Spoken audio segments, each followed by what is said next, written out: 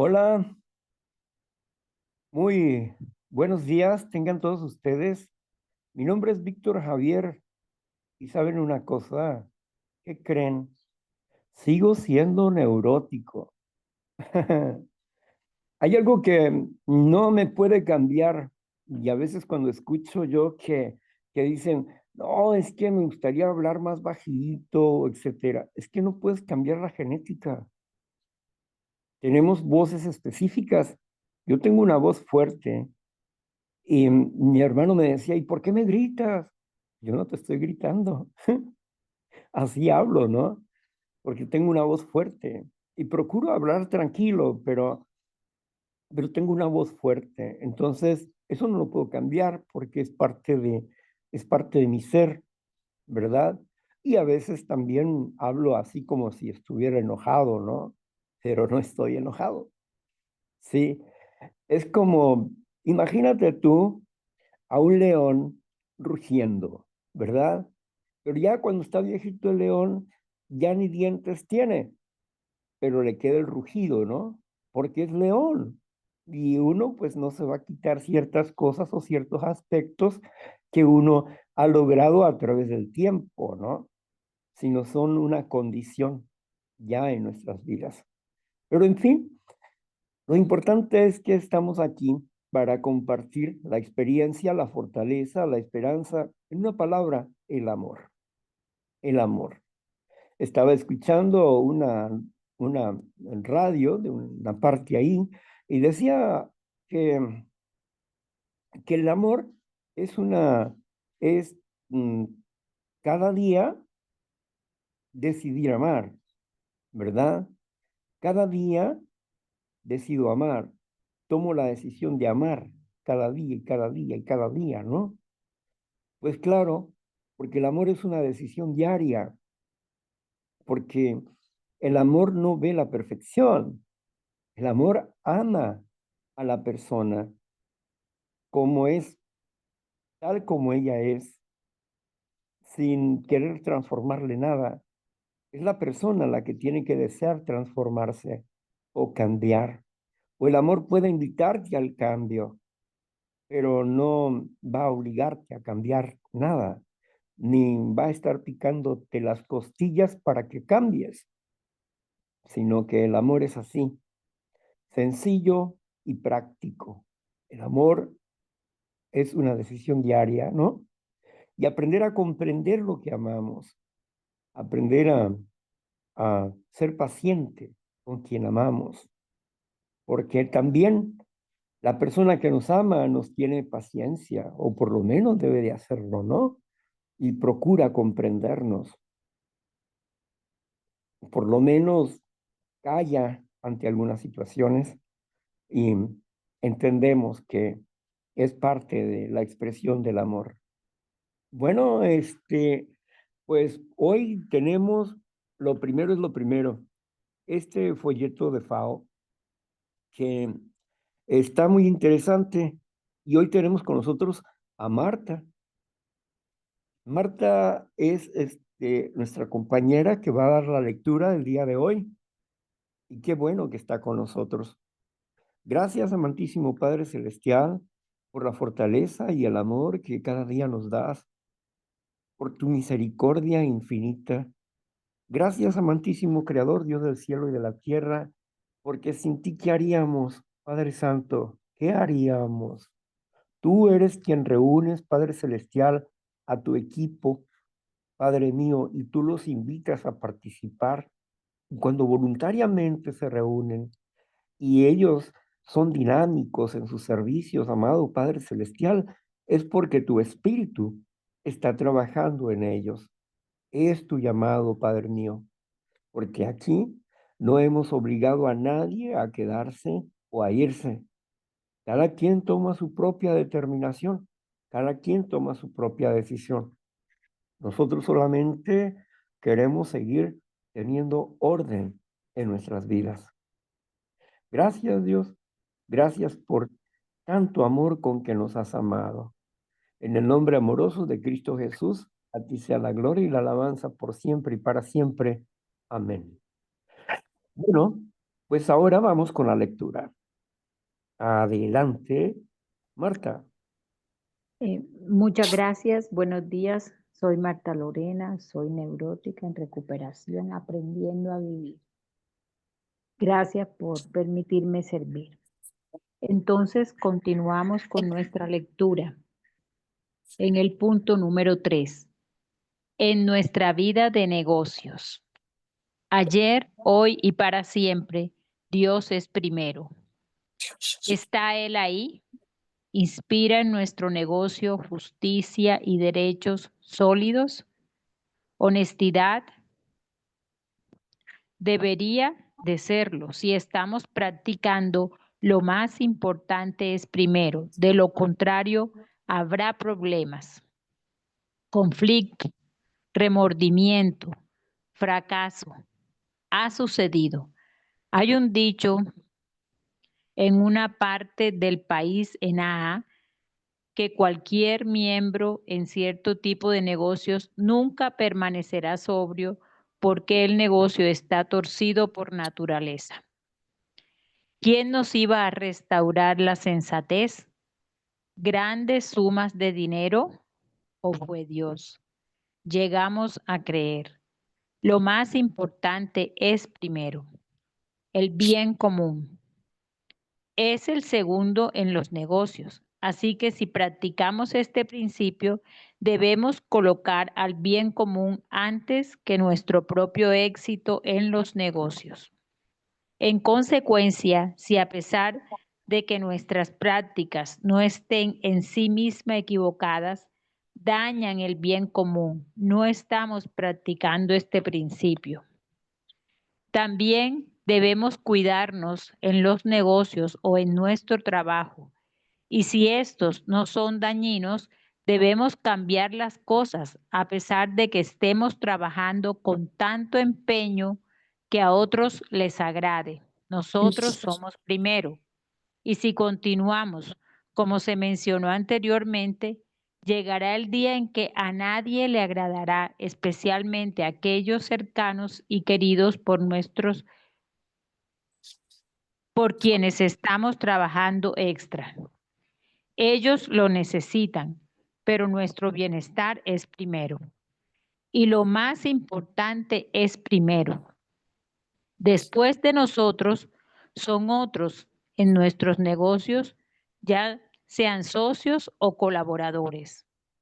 Su bienestar no será antes que el nuestro, pero su bienestar es antes que nuestra codicia. Consecuentemente, si practicamos lo más importante es primero, habremos asegurado nuestro propio bienestar. Observe que otros tienen su imparcial y justa compensación. Seremos amables, pacientes y caritativos. Por lo menos no seremos rudos ni con nuestros enemigos o competidores. Ahí termina este tema, este párrafo.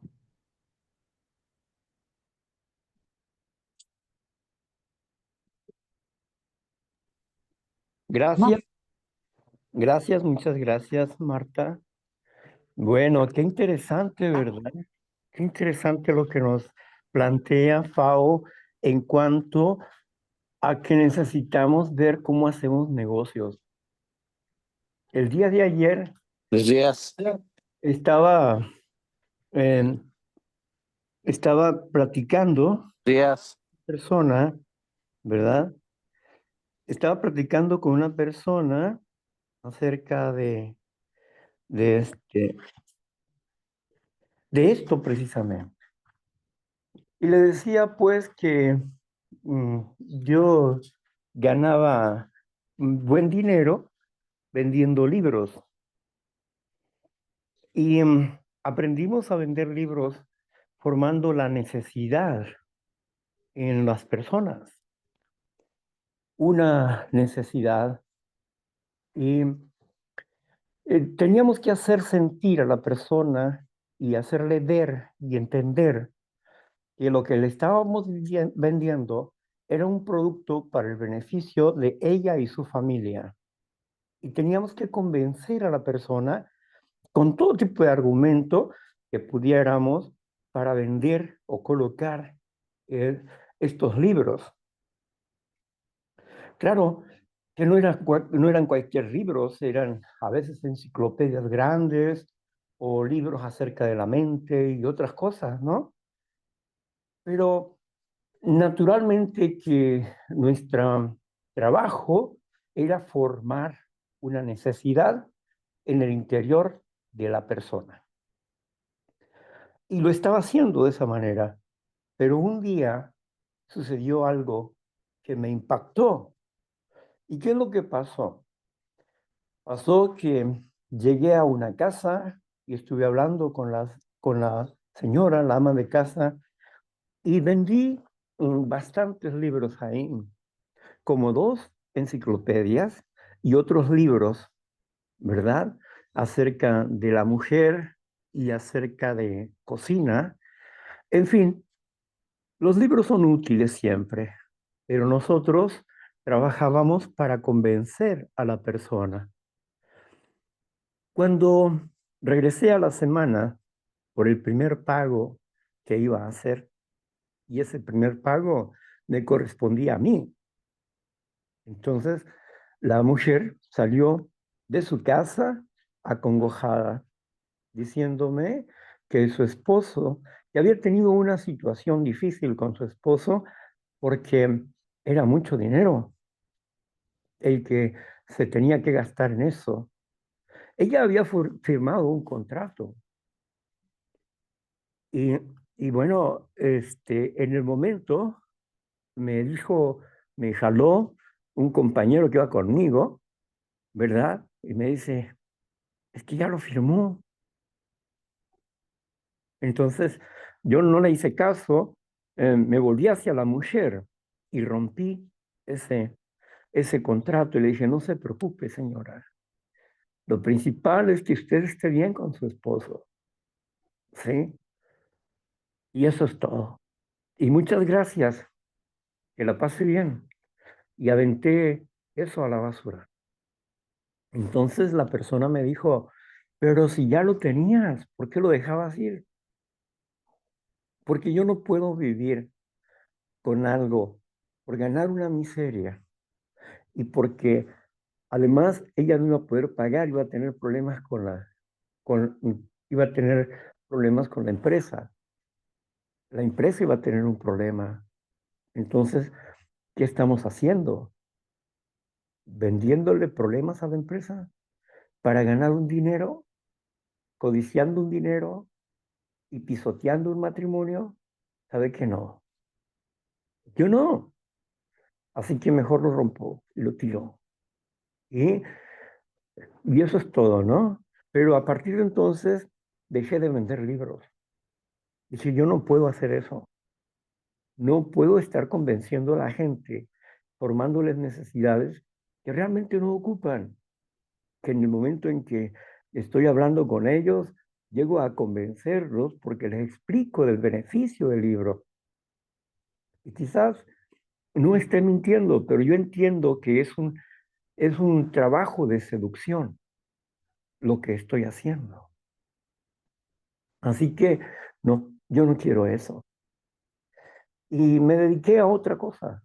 Dejé las ventas de Time Life Internacional, dejé esas ventas y busqué hacer otra cosa, ¿no? Así que um, cuando nosotros trabajamos, necesitamos trabajar con honestidad, no pisar a las demás personas para poder ganar o vivir con ellas. Inclusive el equilibrio emocional y la sobriedad no la podemos basar en pisar la vida de otros.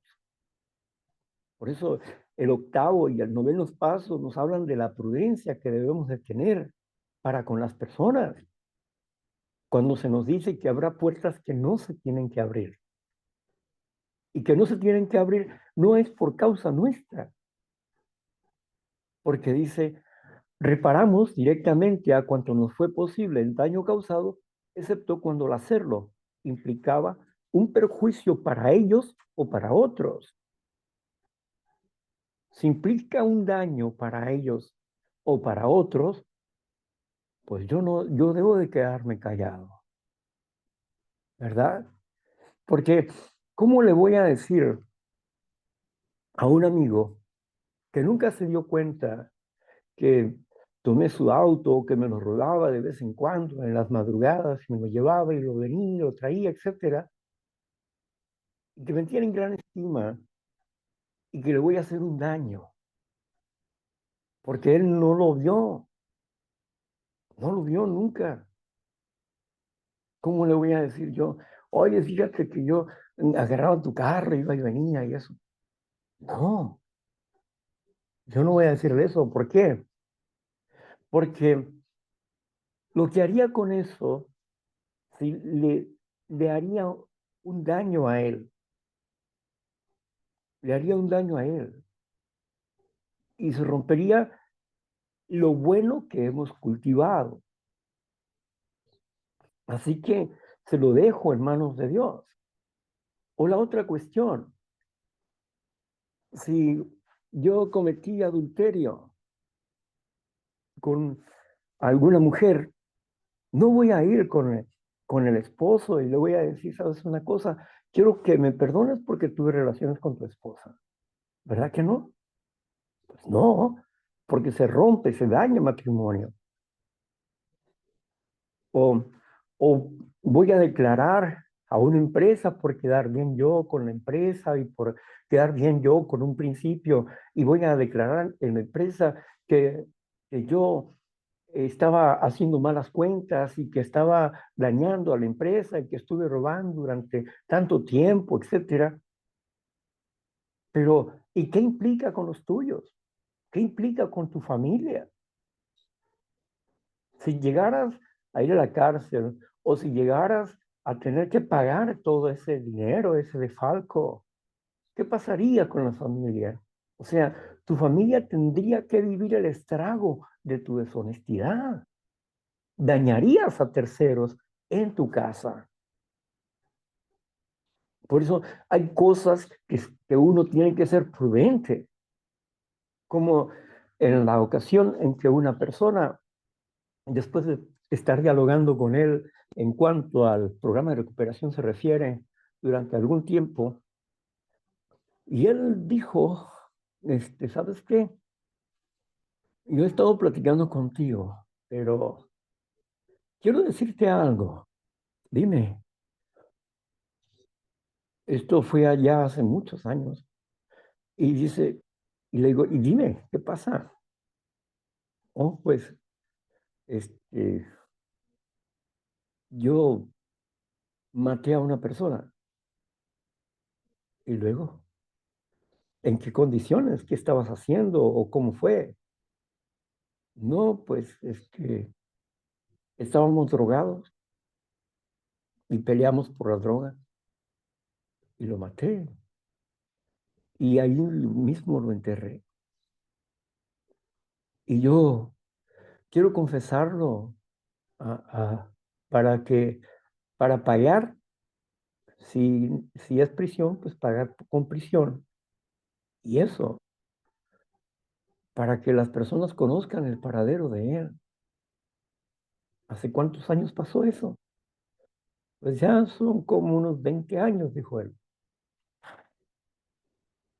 Tiene hijos, sí. Pues ya debe tener nietos, ¿verdad? Entonces, y su esposa ya debe estar casada con otro, pienso, ¿no? Entonces, ponte a pensar lo siguiente. Si tú haces eso, apenas estás con la cuestión de tu familia, te están volviendo a aceptar en tu casa, en tu familia. Está tu hija y tu nieto que tiene poco tiempo de haber nacido. ¿Qué va a pasar con ellos? Solamente porque tienes un sentimiento.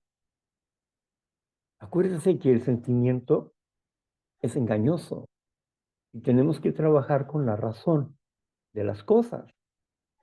Porque imagínate que tú vas a esa casa o buscas a la señora, a la esposa de él, y le dices lo que pasó. ¿Qué dolor le vas a ocasionar a sus hijos? ¿Qué conflicto le vas a ocasionar a ella cuando ella ya quedó tranquila? De alguna manera ha aceptado la situación, pero tú vas a dañar a tu familia, todo por quedar bien. Así que mm, mi sugerencia es que esas cosas se las dejes a Dios y que cierres ese archivo y olvídate de eso, olvídate de eso, porque yo no sé, dicen que no hay mal que por bien no venga. Y quizás le quitaste un peso de encima, porque si él era un adicto, quién sabe qué tonterías pudo haber vivido en el futuro con esa familia. Así que dejemos las cosas a Dios y en Dios. Haz oración, pídele perdón a Dios y sigue adelante con tu vida. Porque lo que importa es la restauración, porque al final esa persona un día va a resucitar y va a recibir su oportunidad, porque no la recibió en este mundo. Pero tú tranquilo. Bueno, ser honestos, hablar con prudencia y pensar cuando estamos nosotros escribiendo una lista de las personas que hemos ofendido, ¿verdad? ¿Y qué pasó en esas cosas? ¿Qué sucedió con esas cosas? Las experiencias de las personas están en nuestras mentes, de una multitud de personas. Ya 40 años de estar hablando con las personas acerca de la recuperación es algo bastante bueno. Pero sin duda necesitamos ser honestos, rigurosamente honestos, implacables con nosotros en nuestro análisis crítico, pero siempre condescendiente con los demás, comprensivos con los demás. Porque con quien tenemos que ser rigurosamente honrados y tolerantes es con nosotros mismos. Ese es un requisito para practicar los pasos de recuperación. Rigurosamente honestos y tolerantes. Es un requisito, porque sin ese requisito no podemos recuperarnos. Rara vez hemos visto fracasar a una persona que haya seguido concienzudamente nuestros caminos. Los únicos que no se recuperan son los individuos que no pueden o no quieren entregarse de lleno a este sencillo programa. Generalmente son hombres y mujeres incapaces por su propia naturaleza de ser honestos consigo mismos. Hay seres desventurados como estos, no son culpables, por los que parece han nacido así. Por su incapacidad, ellos no pueden ser rigurosamente honestos. Al parecer nacieron así. Pero hay quienes que sufren graves trastornos mentales y emocionales, que logran tener la capacidad suficiente para ser honestos y logran recuperarse.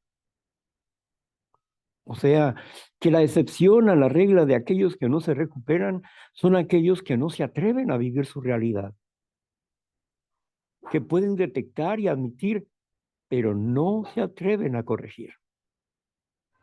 Porque en la corrección está el dolor del cambio, en la corrección. El apóstol Pablo en 2 Corintios capítulo 10, versículo del 3 al 5. Él dice, nuestras facultades mentales son poderosas en Dios para derribar todo argumento que se levante en contra de la verdad. O sea, toda mentira que se levante en contra de la verdad. Detengan su pensamiento, dice. Detengan su pensamiento y analicen si esto pertenece a Dios o no. Por otra parte, en el capítulo 12 de Romanos, en el versículo 1 y 2, dice, absténganse. Esto significa paren de reaccionar. Ya no reaccionen, paren de reaccionar. Y luego dice, fíjese bien, no está hablando de la mente, está hablando de lo que siente el cuerpo. Dice, absténganse y pongan en sacrificio sus cuerpos. Pongan en sacrificio sus cuerpos. En un sacrificio santo, limpio. Porque este es tu culto racional. Culto también significa sacrificio. Porque este es tu culto racional a Dios. Quiere decir que cuando me abstengo, por ejemplo, yo como cuando era iracundo, ¿verdad? Tuve que aprender a frenarme y a cambiar no importa lo que yo sentía,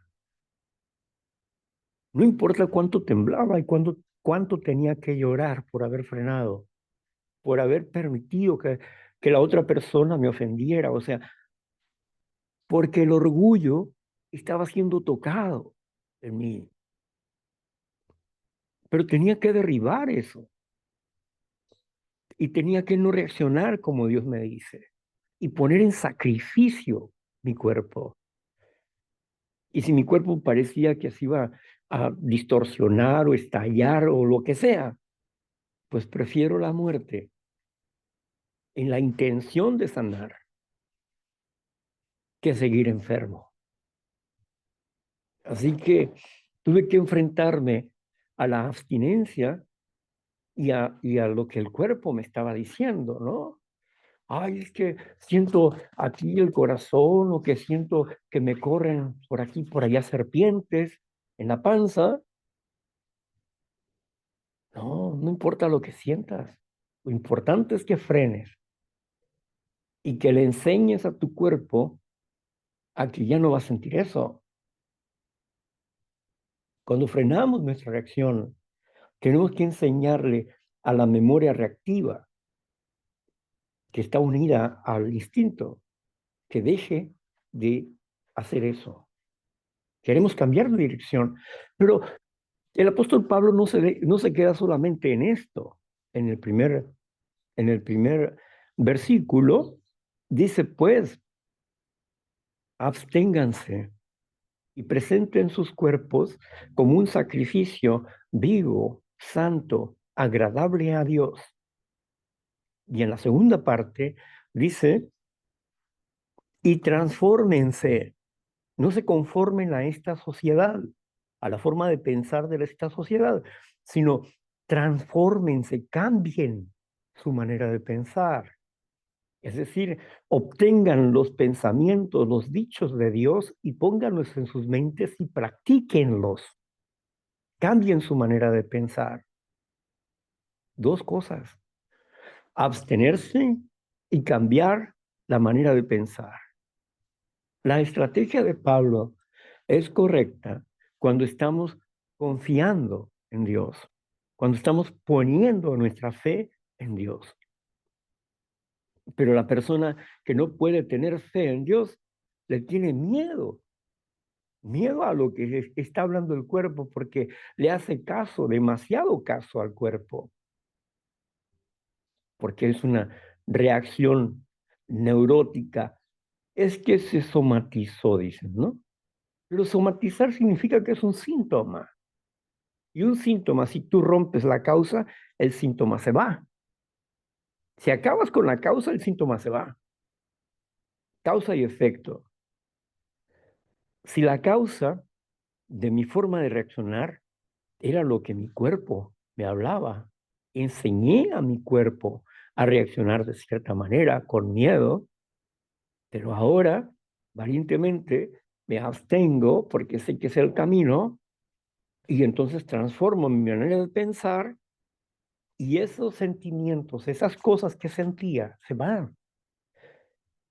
Los pensamientos que hemos adquirido a través del tiempo son engañosos y los sentimientos son engañosos, porque los pensamientos son engañosos, porque no hemos trabajado adecuadamente con nuestras emociones y realmente no podíamos trabajar conforme a lo que hemos estado hablando, no podíamos trabajar correctamente con eso porque hubo un tiempo en que no gobernábamos nuestras vidas.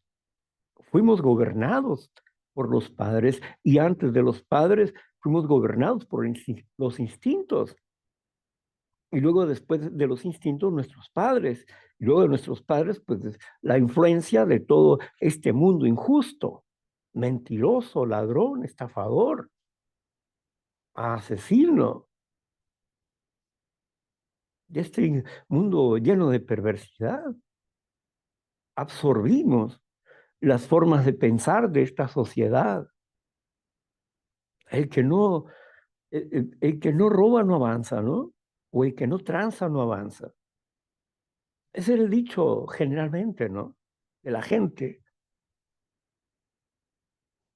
común. Pero el programa de recuperación habla de la moral, de la importancia de poner límites, porque todos esos pensamientos y esas formas de ser nos llevaron al fracaso, a la destrucción, al caos mental, a la inseguridad. Ahora teníamos que aprender una forma de pensar que nos hiciera sentir seguros. ¿Qué es lo que dice el primer paso? Dice que nuestros pensamientos se habían distorsionado, que habíamos torcido nuestras mentes hacia una forma tan destructiva de pensar que no podíamos gestionar adecuadamente nuestras emociones y que solamente un acto de la providencia pudiera ayudarnos. Eso dice el primer paso. Entonces, ¿qué sigue diciendo? A nadie le agrada la derrota definitiva. A nadie le agrada la derrota. Pero muy pronto entendimos que esta derrota no era una vergüenza para nosotros, sino era la liberación de nuestros defectos de carácter. Derrotarme para tener victoria. No era derrotarme ante un enemigo que me iba a poner el pie sobre el cuello. ¿Por qué? Porque es un enemigo del pensamiento. Teníamos que derrotar la mentira que estábamos viviendo, pensando en mentiras. Nos creábamos mentiras. Teníamos compromisos morales que eran falsas fidelidades y que nos hacían sufrir. Nos preocupábamos exageradamente por muchas cosas, por los hijos, por la economía, por nosotros mismos y aún por otras personas. Exagerábamos en la preocupación. Y ese pensamiento mentiroso que generaba la imaginación, es que le puede pasar esto, y es que le puede, y es que aquello, y es que y si no viene, y si no me paga, y si no, ¿verdad? O sea, una exagerada preocupación por las cosas. Y esto naturalmente nos hacía vivir inseguros. El defecto de carácter que practicamos nos había robado la voluntad, dice el paso. Pero también no solamente la voluntad, sino la confianza en nosotros mismos. ¿Quién te robó la voluntad? ¿Quién te robó la confianza? El defecto de carácter, dice el primer paso. Ese defecto de carácter, esa obsesión y esa compulsión por las cosas. Así que teníamos que parar de pensar de esa manera y poner en sacrificio nuestros cuerpos hacia una nueva perspectiva, hacia una nueva mirada. Y para esto necesitábamos ser honestos, poner la mira en principios espirituales. Primero es lo primero. ¿Y qué es lo primero? Lo primero es mi vida interna, mi vida espiritual. Tengo que lograr tener un concepto claro de mí. Y mi fortaleza está en el concepto que he logrado de mí, en ese concepto que he logrado de mí. Porque puedo valorar las palabras de la gente como sus propias opiniones. Nadie, nadie me conoce mejor que yo. Nadie tiene el mejor criterio que yo. Pero a veces cuando no nos conocemos, ni conocemos nuestro potencial, o sea, lo que podremos llegar a ser, ese es nuestro potencial. Cuando no conocemos estos, somos deshonestos con nosotros, porque todo lo queremos desde afuera, todo lo buscamos desde afuera. Y vivimos arrastrándonos por migajas de amor. Vivimos mendigando amor, cuando la realidad tienes una fuente de amor en tu interior, porque tienes la llave del progreso espiritual, la buena voluntad y la apertura de tu mente al Dios omnipotente, al Dios que te provee de todas las cosas. Busca primeramente el reino de Dios y su justicia y todas las cosas van a llegar a tu vida. En los grupos se dice diferente, ¿no? Haz la obra de Dios y Él se ocupará de ti. Entonces, es lo mismo. Busca primeramente el reino de Dios y su justicia. Justicia, practicar qué? Principios espirituales. Esa es su justicia, la práctica de su mandamiento. Cuando el mandamiento de Dios dice, esfuérzate, sé valiente, no tengas miedo, no desmayes, yo estoy contigo todos los días de tu vida. Entonces el mandamiento es que yo me esfuerce, que no desmaye, que sea valiente. Eso, que sea valiente no significa que no vaya a sentir miedo. No, que me tengo que sobreponer al miedo para poder derrumbar las ideas equivocadas, erradas, que me hacen sufrir y ver las cosas como las veía antes, ¿no? Todas distorsionadas, siempre pensando en el mal y no pensando en el bien.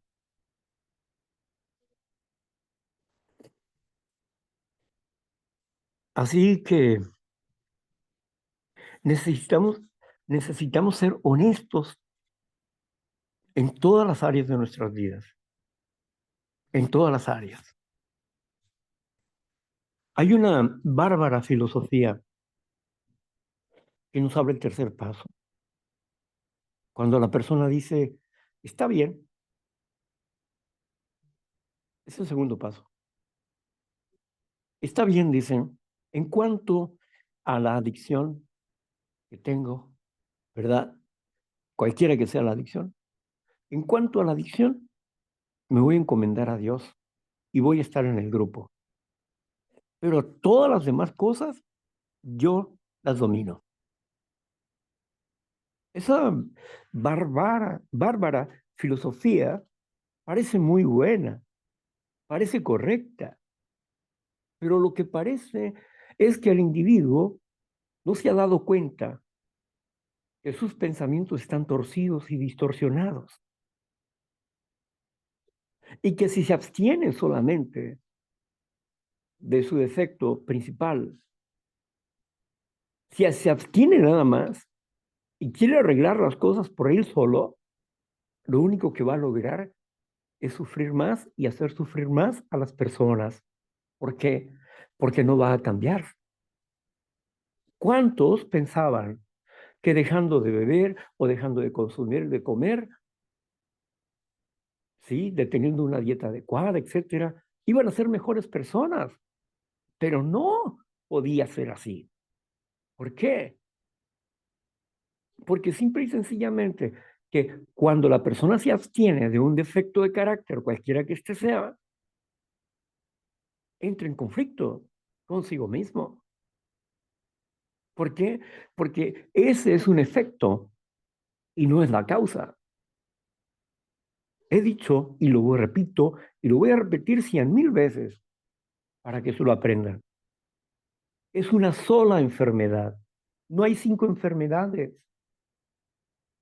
Ay, que soy dependiente, comedor compulsivo, neurótico, alcohólico, lujurioso. No, es una sola enfermedad. Tus síntomas son esos, pero no es la enfermedad. No tienes la enfermedad del alcoholismo, la enfermedad de la neurosis, la enfermedad de la codependencia, la enfermedad. No, es una sola enfermedad. Es una enfermedad espiritual. La enfermedad de los pensamientos es una sola enfermedad. Por eso necesitamos conocer la causa, como dice el quinto paso. ¿Qué dice el quinto paso? En su versión, ahí en su título, admitimos ante Dios, ante nosotros mismos y ante otro ser humano, ¿qué admitimos? Dice ahí, la naturaleza exacta de nuestras faltas. Y alguno dice, Golgore, así, con mucho gozo, ¿no? Sí, con mucho golgorio. Dice, pues es que es el egoísmo. No, anda, no es tan simple la suma 1 más 1 igual a 2. No, ni siquiera el egoísmo es la causa. La causa es la mala gestión emocional. Y la mala gestión emocional es por tu mala forma de pensar, porque no tienes sano juicio. No es el egoísmo, es tu mala gestión emocional. La raíz, no lo digo yo. Quien me lo dijo fue Bill W. en la lectura del paso de la recuperación. Entonces, podemos entender eso, de que solamente es una enfermedad. Es la enfermedad de las emociones, una enfermedad espiritual, la enfermedad del pensamiento, de las mentiras que nosotros elaboramos y que otros también colocaron en nuestras mentes porque nosotros les creímos. Y la forma de hacer vida siempre era cómo fregar al prójimo, cómo trabajar menos y ganar más. Así que teníamos que empezar a ser honestos y honrados, porque es el requisito que tiene el programa para poder triunfar. Pero para ser honestos, para ser honrados, pues necesitábamos desechar los engaños que había en nosotros. Y aquí es donde comenzamos a trabajar con nosotros, ¿no? ¿Cómo o en qué me estoy engañando? Bueno, Continuamos con la lectura, por favor. Sí. Vamos al cuarto punto. En nuestros asuntos financieros. El dinero es la raíz de todo mal. ¿Y a cuántos les gustaría ser vegetarianos? Pero el dinero, como todas las cosas materiales en este mundo, no es bueno ni malo en sí. Todo nos ha sido dado como medio de acercamiento a Dios, porque de nuevo Dios es primero. Consecuentemente, nuestra primera obligación financiera es utilizar nuestro dinero para ayudarnos a acercarnos a Él por justicia, por caridad, a su humildad, por su honor y gloria. Todos deberíamos planear seguridad financiera de acuerdo a nuestras posibilidades, pero esto es siempre secundario a su voluntad. En consecuencia, lo hacemos lo mejor que podemos, dejándole a Él toda la seguridad futura. Dios nos proveerá, por ejemplo, si tomamos la iniciativa. Entonces, el bien común tiene prioridad a nosotros si hay necesidad de un todo común. Verbi gracia, hambre, guerra, epidemia, etcétera. Pero no confundamos las ideas lógicas de alguien por mejoras de tu comunidad con una real carencia y necesidad. La primera, de nuevo, lo pone en segundo plano, no al bien común. Nosotros somos antes que otros. Gastar descuidadamente en otros nuestra seguridad y la de nuestra familia no es dar prioridad a lo más importante. Y el motivo de dichos casos es generalmente orgullo y vanidad, y no verdadera caridad. Lo más importante es primero. Entre todos los demás en este mundo, primero tenemos la obligación de proporcionar las necesidades materiales a nuestras familias. Después, a compartir con otros y aún una pequeña parte a nuestros enemigos. Lo más importante es primero. Este párrafo iría hasta aquí, Víctor.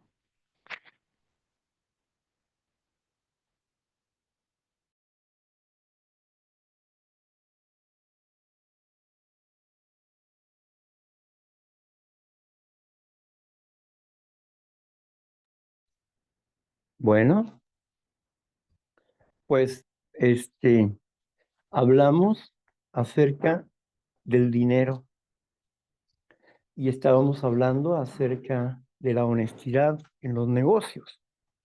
Ahora el dinero. El dinero es la raíz de todos los males, dicen, ¿no? Pero mm, veamos, seamos conscientes de que el uso inadecuado del dinero nos lleva al fracaso, el no saber administrarlo adecuadamente. Hay personas que en su fe hacen cosas incongruentes, como por ejemplo, una persona que es albacea de su familia porque sus padres murieron y es albacea. ¿Y qué es un albacea? Un albacea es una persona que está al cuidado. No son de ella las cosas. Está al cuidado, de acuerdo a la lectura del testamento, donde en el testamento puede haber adolescentes o personas que no, o enfermos, que no pueden manejar dinero y que necesitan cuidados. Y la persona que murió, las personas que murieron, se preocuparon por dejarle un legado que el albacea tiene que cuidar, que no son gastos para él, ni es su dinero. y las propiedades las tienen que cuidar. Pero de pronto, digamos que un albacea diga, ay, tuve un sueño, tenía que hacer una donación a la iglesia y vi el terreno de X y lo voy a donar para que hagan un templo. A ver, a ver, a ver. Y resulta que la persona se agarra y dona ese terreno, lo dona abusando de la confianza que se le dio para cuidar esos recursos, no para hacerlos, para usarlos de acuerdo a su libre albedrío, porque de ahí depende el bienestar de otros. Entonces la persona al hacer eso está haciendo un abuso. ¿Por qué? Porque tuvo un sueño emotivo, emocional, pero ese sueño proviene de un Dios amoroso. Pues naturalmente que no, porque Dios no busca en ningún momento que robemos, que estafemos. Dios no quiere eso, que robemos y que estafemos para, para nuestro beneficio, o simplemente porque tengo un sentimiento, ¿no? Tengo que donarle todo esto al pobre que está en la esquina, porque pobrecito, ¿no? ¿Cómo se va a quedar sin dinero? Pero resulta que los dineros no son tuyos. Los recursos son de tu familia, son para tu familia, no son tuyos. Es una decisión que se tiene que tomar en familia, no porque tú lo deseas. Que se me ocurre gastar aquí, que se me ocurre gastar allá, que se me ocurre pagar aquí, pagar allá. Ey, ey, ey, tranquilo o tranquila. ¿Por qué? Porque resulta que lo que tú estás gastando no es tuyo, pero son dineros que yo gané. Sí, tú los ganaste. Pero detrás de ti está una familia.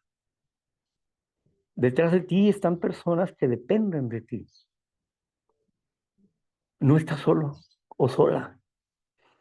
Los dineros que tú ganas, porque el matrimonio es una sociedad, son también dineros de tu familia. Dineros que tienen que ver con el bienestar de tus hijos. Dineros que tienen que ver con con el bienestar de tu esposo, de tu esposa. El bienestar presente y futuro. Por eso la administración de los recursos, el dinero específicamente, ¿verdad? Es vital para tener un buen desarrollo. ¿Qué quiere decir esto que no vamos a dar?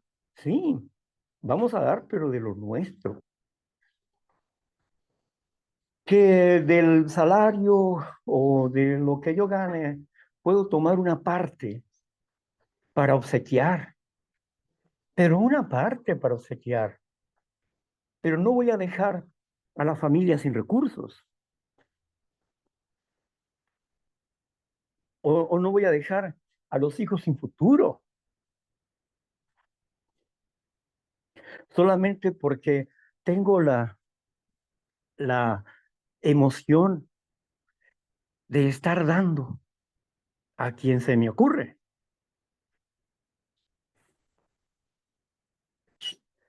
Por eso, si voy a hacer donaciones, tengo que darme cuenta cuánto voy a donar y si puedo hacerlo. Si proporcionalmente puedo hacerlo, pues qué bueno, ¿verdad?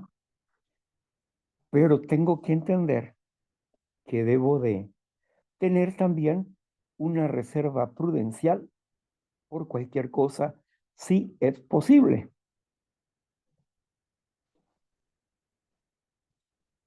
El tema de los dineros es el tema de la vida, porque cada peso que se gana es tiempo que invertimos y el tiempo es vida. Nos esclavizamos para ganar dinero por 8 horas, por 1 hora, 2 horas, por 12 horas de trabajo. Nos esclavizamos y tenemos que alimentarnos,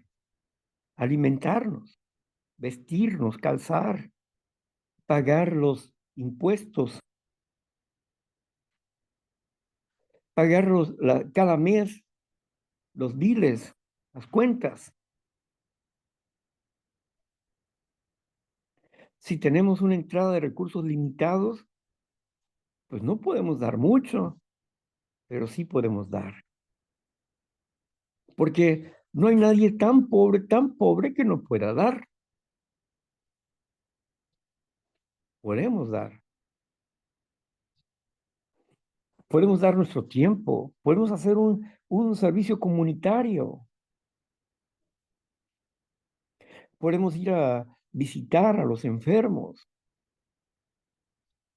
Podemos adquirir una despensa para llevarle a una familia específica que está necesitada. Podemos hacer cosas, pero también necesitamos ver en nuestras familias quién está enfermo, quién tiene necesidad en la familia y cómo puedo ayudarle.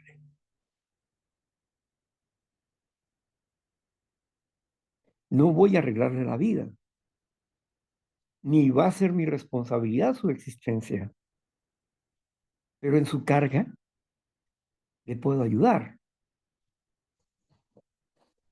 como hizo el Cirineo, aunque no lo hizo de muy buena voluntad, ¿no? Porque los romanos le dijeron, lo vieron fuerte aquel que estaba ahí viendo, ¿no? Y cuando Jesús se cae, entonces el romano, la solución fue que vio al hombre ese grande y fuerte y le dijo, a ver, tú agarra la cruz esa. Y entonces Jesús siguió caminando hacia el Calvario. Pero Cirineo lo apoyó, aunque haya sido circunstancialmente, pero lo apoyó. Y a veces uno tiene que acompañar a las personas al final del camino. Algunos hemos acompañado a nuestros padres, a las familias más cercanas a nosotros, hasta el final. En el último tramo estuvimos ahí como el Cirineo, cargando su cruz porque ellos ya no podían.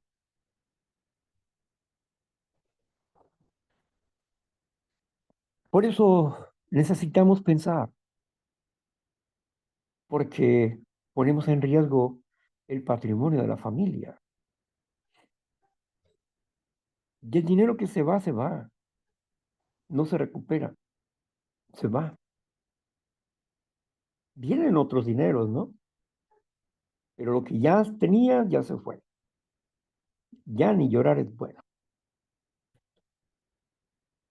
Porque si tú miras, tú tomas de la llave agua. Agua es un recurso. Agarras un balde de agua y lo utilizas. Se acabó el balde de agua, vas otra vez a agarrar agua. Mi pregunta ¿es la misma agua? ¿Es la misma agua que tiraste? ¿Que ya ensuciaste? ¿Es la misma agua que vas a agarrar? No,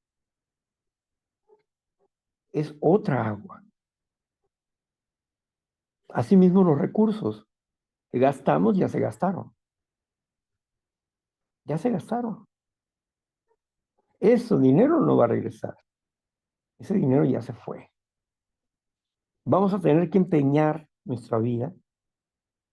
Vamos a tener que esclavizarnos en nuestras vidas para adquirir otro poco de dinero.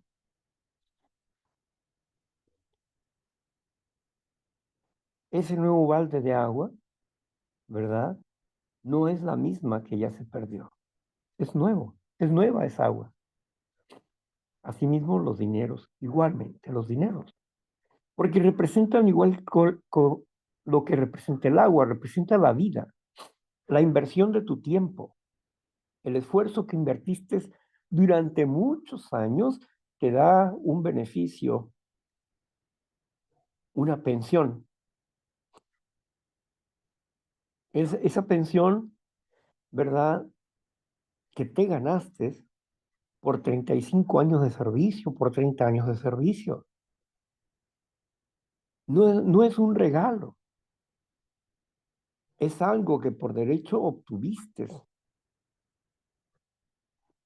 ya que durante todo ese tiempo estuvieron cobrándose de impuestos y todo eso. Ahora va de regreso. La caja de ahorro, en fin, todas esas cosas. Estabas ahorrando para una pensión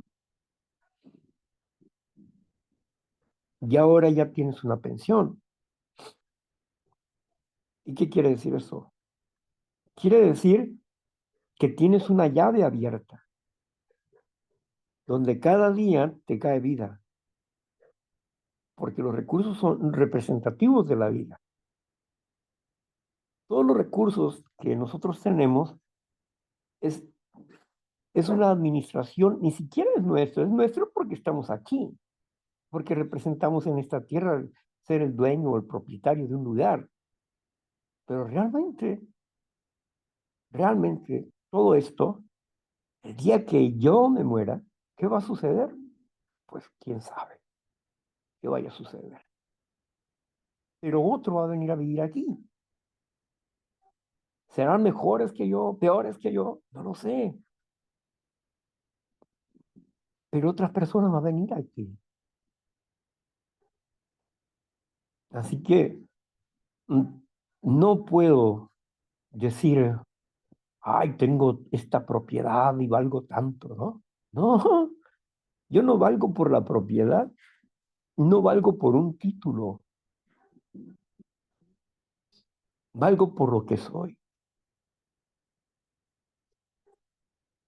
Estaba conversando con esa misma persona acerca de eso, de cómo tuve que dejar un trabajo donde me di cuenta que no era la forma de hacerlo. Luego me doy cuenta de que todos los reconocimientos que están guardados ahí, que es más o menos como una pulgada de documentos, reconocimientos como trabajo social en universidades, en X, un montón de cosas, ¿no? Reconocimientos contra la delincuencia y las drogas, reconocimientos de todo tipo hay ahí. Y está el certificado como psicoterapeuta gestal para resolver problemas de primer nivel. Y están otros certificados como conferencista y otras cosas ahí preparado para preparar a las personas. Pero esas cosas yo nunca lo hice para ganar dinero. Lo hice porque quería entender, quería saber y quería ayudar a las personas con inteligencia y que yo no estuviera mm, probando o creyendo. A lo mejor así se hace bien, o a lo mejor se hace mal. Yo no quería estar a tanteo con la gente, porque las personas que me atendieron a mí estaban a tanteo conmigo. No sabían exactamente cómo ayudarme. Y eso no me agradó. Entonces dije yo, bueno, yo no quiero que pase así conmigo. Yo quiero ayudar a la gente, pero ayudarla con entendimiento y con verdaderos valores, porque eso de tener buena voluntad me parece bonito, pero si no tienes el conocimiento, no sirve, no sirve. Puedes matar a una persona. Y aunque tengas la buena voluntad de querer ayudarle, puedes distorsionarle el pensamiento. Y en vez de ayudarlo, pues lo pones más mal, porque en la boca está la vida y está la muerte. Así es de que teníamos que ser rigurosamente honestos y tolerantes con nosotros mismos y con otras personas. Muchas cosas que yo estudié, no pensé nunca en el dinero, ni cuando hice periodismo, ni cuando hice de electricista o investigador privado. Nunca lo hice por dinero, lo hice porque me gusta, porque me atraen esos temas y porque era un complementario, una situación complementaria. Uno, porque para mí era un hobby la electricidad y reparar aparatos electrodomésticos. Dos, porque eso de la investigación y eso era importante para mí por cuestiones del periodismo, que a mí me encanta el periodismo, me encanta el periodismo. Pero hice más que nada un periodismo social, porque la política, incursioné en la política y la verdad, desde mi ángulo es un asco y tuve que dejarla. Tuve que dejar eso de la política. Así es que hay que los políticos se hagan bolas, pero sin mí. Estudié política, sí, estuve en cursos de política también, pero no. Al principio pensé que era algo bueno, pero después descubrí que no, que es algo que parece bueno, pero en el centro siempre hay corrupción. Así que no, no sirvo yo para eso. Y tuve que dejarlo, ¿no? Ser honrado, ser honesto consigo mismo sobre las acciones que uno tiene que hacer para poner en primer lugar a Dios en nuestras vidas. Empezamos a quitarnos cosas. Y, y eso que yo jamás planeé para trabajar en eso, en algún momento de la vida, ese entendimiento, ese conocimiento me ayudó para vivir, porque la mayor parte de mi vida fue un trabajador social sin paga, porque yo quería el beneficio, el bienestar para la gente. Pero bueno, eso era mi idealismo desde la adolescencia, ayudar a los demás.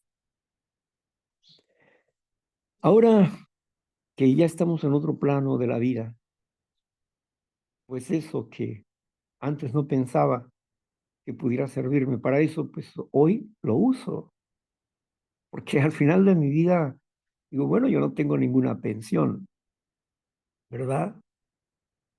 ¿Mm? Mis recursos así constantes, por así decirlo, que puedo contar cada mes, son bajos, pero está bien, está bien.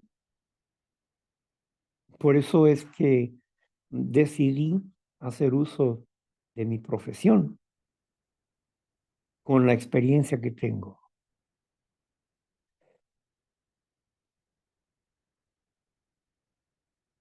De esta manera puedo entender que Dios es primero en mi vida y los recursos que llegan a mí tengo que administrarlos para mi bienestar personal y también para ayudar a otros. En cuanto a mi capacidad de respuesta, de acuerdo a mi alcance, pero no puedo quitarme la cobija para, para dársela a alguien y quedarme sin cobija. Ni puedo quitarle la cobija, aunque yo no tengo hijos, pero los padres no pueden quitarle la cobija de los hijos para dárselo a otra persona, o la comida de los hijos para dárselos a otras personas. Tienen que cubrir primeramente las necesidades de su casa, porque el buen juez por su casa empieza, ¿sí? Tenemos que cubrir las necesidades de nuestra casa y luego compartir con las demás personas. Tenemos que ver hacia el futuro también y no estar preocupados por el futuro, pero sí tenemos que ver hacia el futuro porque no sabemos cuánto tiempo vamos a vivir y de qué manera. Entonces, no nos preocupamos, pero sí nos ocupamos del tema. Poner en primer lugar a Dios en nuestras vidas no ha sido fácil, no ha sido sencillo comprenderlo y para poder estar de acuerdo con Él dentro de nuestra imperfección. Pero ahora que comprendemos más las cosas, estamos más tranquilos, tenemos más paz, tenemos una visión. Entre más dependiente seas de Dios, más independiente eres de las personas. ¿Cuántas personas dicen soy cristiano? Y los ves preocupados, comiéndose las uñas, jalándose los pelos. ¿Y qué no tienes una dependencia de Dios? Y te enganchas con las demás personas. ¿Por qué? Si entre más dependiente eres de Dios, más independiente eras de las personas. Es decir, lo que digan las personas, pues lo dicen y punto, y es su opinión y punto. Pero, ¿y por qué te enojas tú? ¿Por qué te exaltas? Recuerdo, íbamos en un auto por ahí, llegamos a una gasolinera y iba conmigo ahí una persona, mejor dicho, yo iba con él porque él iba manejando. Iba con él ahí y no, hermano, es que Jesucristo, y así iba hablando él, ¿no? Yo lo escuchaba, está bien. Llegamos ahí y la persona llegó y yo creo que no se dio cuenta de que su trapo estaba sucio. Y trató de limpiar el vidrio, en vez de limpiarlo, le puso más borroso el vidrio ese. Ah, no, pues el hombre se bajó y ya le aventó unas cuantas groserías ahí, y eso y lo otro. Y no que amaba a Dios, pues. Qué rápido, ¿no? Qué por encimita está Dios, ¿no? Qué rápido cambió su situación. Venía embelesado, diciendo todo un poema y gloria a Dios y todo el rollo ese. Y por un error tan sencillo que cometió una persona, un pobre hombre que andaba limpiando ahí, mira qué reacción tuvo el hombre. Agresividad, locura. Y después me dijo, no, si estuve a punto de aventarle hasta con la Biblia, me dijo. Bueno, ¿qué dependencia de Dios tienes? ¿Qué nivel de dependencia de Dios tienes? ¿Hasta dónde llega eso? Está por encimita. O a Dios solamente lo traes en la boca como un fetichismo para que la gente piense que eres bueno. Cuando dices Dios, Dios, Dios, Dios, Dios. No, guárdalo en tu corazón. y que tus actos hablen más que tu boca, que tus hechos hablen más que tu boca. Porque el que habla mucho se compromete más. En fin, ¿qué horas tienes, Marta?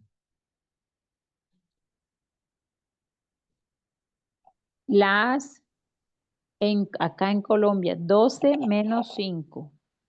12 menos 5 son 2 horas. ¿Son las 11? No, son las 10. Son las 10, ¿verdad? Sí, exacto, 10:05. Correcto. Bien.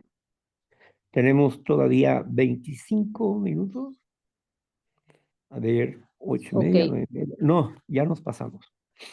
Sí, ok. Ya hasta aquí lo vamos a dejar. ¿Salen? Hasta la próxima. Dentro de 7 días estamos con el tema de nuevo, ¿verdad? Primero es lo primero y primero es Dios. Y todos los recursos económicos que tenemos son para administrarlos adecuadamente. Primero, pues, para nuestra familia, para mí y para la familia. Y segundo, para tener algo con que apoyar a las personas. Porque la administración de la familia, recuerden que también es llevarlos a pasear. Debemos de guardar de pérdida un 6% de nuestras ganancias y son fuertes, ¿no? ¿Para qué? Para divertir a la familia, para sacarla a comer, para ir a un parque, para llevarla a la playa o qué sé yo, porque también necesitan diversión. Así que necesitamos administrar las áreas de la familia para mantener la unidad. En fin. Bueno, pues yo le agradezco mucho a Marta por haber estado con nosotros con la lectura del tema del día de hoy. Lo primero es lo primero. Y agradezco a todos y cada uno de ustedes también por estar con nosotros. Vamos a pasar al otro espacio donde ustedes nos expresan sus sentimientos, sus emociones o sus preguntas, sus dudas. Ustedes nos expresan, tienen 10 minutos cada uno, ¿verdad?, para expresar esto. Hoy es día viernes, les recuerdo que a las 11, máximo 11:30, vamos a terminar. ¿Por qué?